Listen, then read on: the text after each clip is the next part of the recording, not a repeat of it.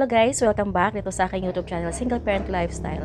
And for today's vlog nga pala, gusto ko lang i-share sa inyo guys regarding sa pagkuha ng business permit. So, today, gusto ko lang ikwento kung paano nangyari namin nagkaroon ako ng business permit hanggang sa nakaroon ng BIR. So, yung step by step din, i-share ko sa inyo, lalo na sa mga nag-umpisa pa lang ng kanilang sari-sari store. Kung nagbala kayo na ikuha ng business permit yan, iba, kung ano ba ang mga step by step, lalo na dun sa mga hindi kabisado. Or sa mga, sa mga may business permit na sila, syempre itong buwan, January hanggang February ay ang renewal. So, magre-renew na naman tayo, naka-schedule. Okay. So, ito share ko lang. At of course, sa mga first time pa lang po dito sa akin channel, sana huwag po kalimutan mag-share, mag-like, mag-subscribe, para po naman dumami tayo dito sa aking community. Okay, so, first of all, itong buwan ng January, ito yung buwan na ang mga busy, no, munisipyo, city hall, 'di ba, sa pag process ng ating mga business permit. So, ito yung buwan kung saan kailangan natin para buo, ano. So, pwede naman, kung lalo na kung nag-start ka ng February, kahit na mga June, nasa yun na yan. Ibang mga negosyante, lalo na yung mga tindahang maliliit, minsan hindi nila kinukuha muna. For example, nag-start sila ng June, ng sari-sari store, pinapatakbo nila hanggang December nang walang business permit. So, ganun din po ang nangyari sa akin. Almost 2 years din bago ako kumuha ng business permit. So, naka 2 years muna ako, andan yung nagsasara, andan yung nagbubukas ulit ako. So, wala akong business permits din nung time na yon. Okay, so, hanggang sa napatunayan ko na, okay, kailangan ko ng kasi okay na to. Ito na talaga yung papasokin kong pagkakakitaan.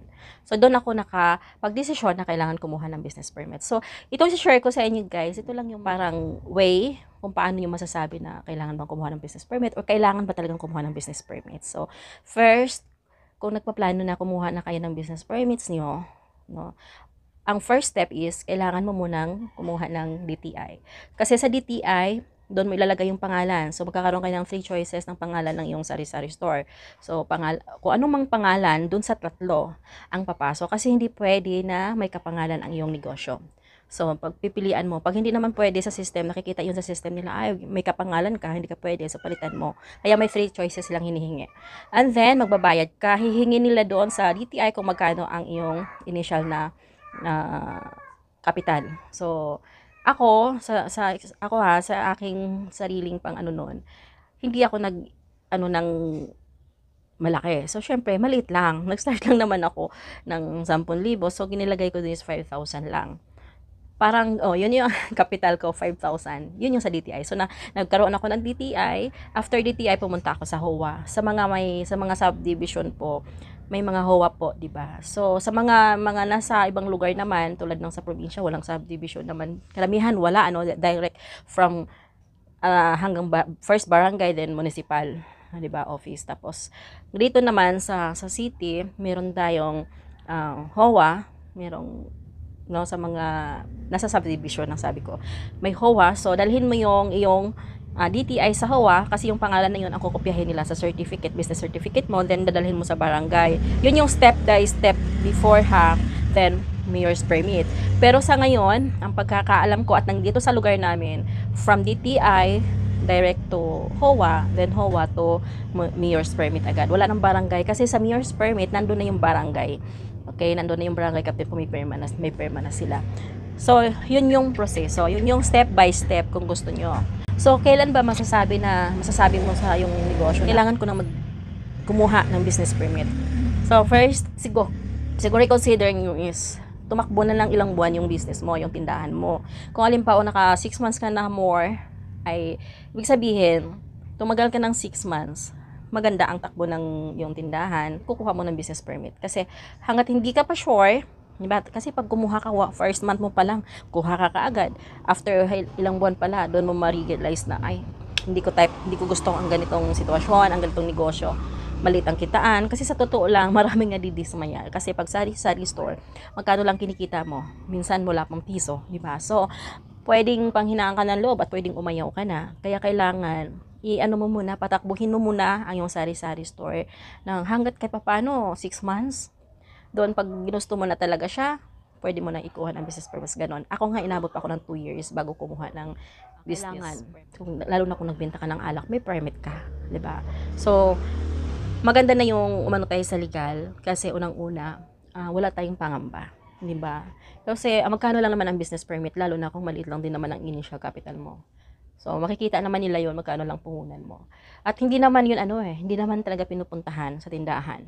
So, ang ano doon, ako nga kahit idea ko before, maliit lang yung tindahan pero dami akong stocks. Parang ganun. So, hindi na kailangan ng, di ba? Maraming ganon ha. Maraming tindahan na mas malaki pa pero walang business permit. Pero, may ganon. Pero nasa iyo naman yan eh. Sarili mong ano yan. Kung gusto mong ikuha. Advantage kapag may business permit ka. Anytime pag kailangan mo ng additional na puhunan, meron tayong malalapitan sa maliit na interest. For example, may business permit ka na. Nag-start ako ng 10,000, di ba?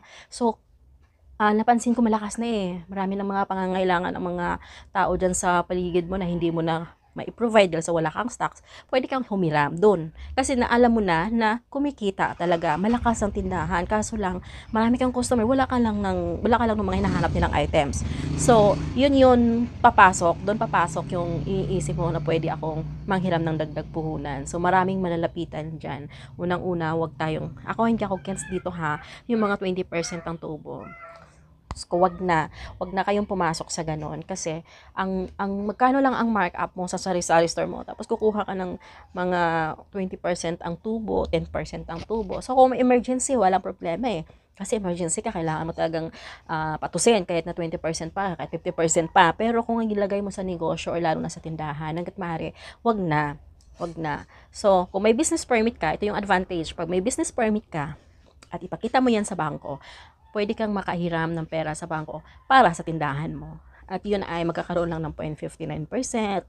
Ganun kababa. Sa isang buwan. Samantalang isang buwan, kung kukuha ka sa 20%, yung 5-6, kanong tubo nun. Kukuha ka ng, ano na lang natin, no? Sa 1,000, for example na lang. Magkano ang 20% ng 1,000, di ba?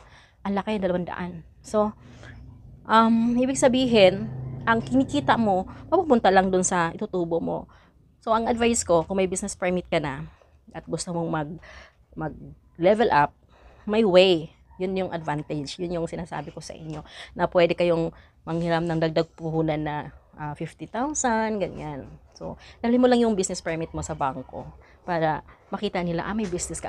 So, mag-open ka lang ng account kahit na maintaining balance ka lang. So, may offer yan. Make sure lang din na maganda ang paggamit mo kasi marami din ang nagkakaproblema sa paggamit sa hindi na nakakabayad.